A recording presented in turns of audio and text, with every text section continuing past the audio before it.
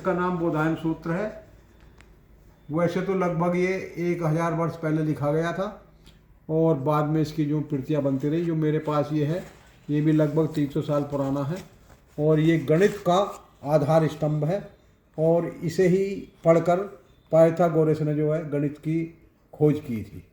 और दुनिया इसे जो है पाइथागोरस थ्योरम के नाम से जानती है। और ये जो है आपने देखा होगा पाइथागोरस के प्रमेय जो होते हैं ये 9 से शुरू होते हैं आखिर तक चलते हैं, ये इसी ग्रंथ पर आधारित है। ग्रंथ पर आधारित है और आप जो है इसकी देखिए लिखावट देखिए, पहली कैसी लिखावट होती थी, कहीं भी कटिंग नहीं होती थी, पूरी हस्तलिखित है, विशेष प्रकार की स्याही होती थी जो कभी मिटती नहीं थी और लेकिन जो है सीलन से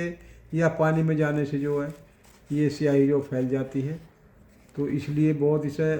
संरक्षित और सुरक्षित तरीके से रखना पड़ता है। आपको जानकारी दूँ, प्राचीन ग्रंथ संस्कृत भाषाओं में लिखे हुए आते थे और संस्कृत भाषा आम आदमी के नहीं पहुंच पाई थी, इसलिए इन ग्रंथों को कुछ ही लोग पढ़ते थे और कुछ ही लोग लिखते थे, तो इसलिए जो इनका जो प्रचार प्रसार भी कम हुआ और कुछ लोगों ने अपनी सुविधा के हिसाब से बाद में जो है इसमें हिंदी में छापना शुरू किया, तब जो लोगों को इसके बारे में पता चला। और ये मेरे पास जो ग्रंथ आप देख रहे हैं लगभग 400 वर्ष पुराना है, इससे जो गणित का सूत्र लिखे जाते थे। बात कराना चाहूँगा, संस्कृत भाषाओं के इन ग्रंथों से ही अंग्रेजों ने प्रेरणा ली और तमाम किताबें लिखनी शुरू करी और अपने हिसाब से उन्होंने रचना भी की, जिससे इनका जो काफ़ी प्रचार प्रसार हुआ। ये जो मैं आपको अवगत कराना चाहूँगा कि प्राचीन ग्रंथ अधिकतर संस्कृत में लिखे जाते थे, वो आम आदमी को सुलभ नहीं थे और संस्कृत भाषा को आम लोगों की जानकारी भी नहीं थी और इसलिए कुछ ही लोगों तक सीमित रह गए।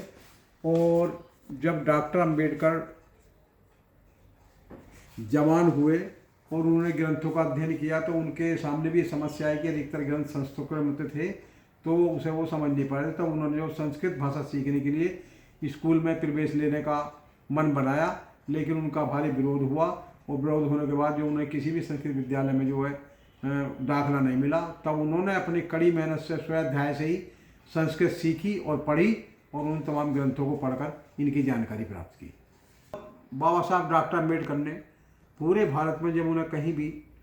संस्कृत विद्यालय में दाखिला नहीं मिला,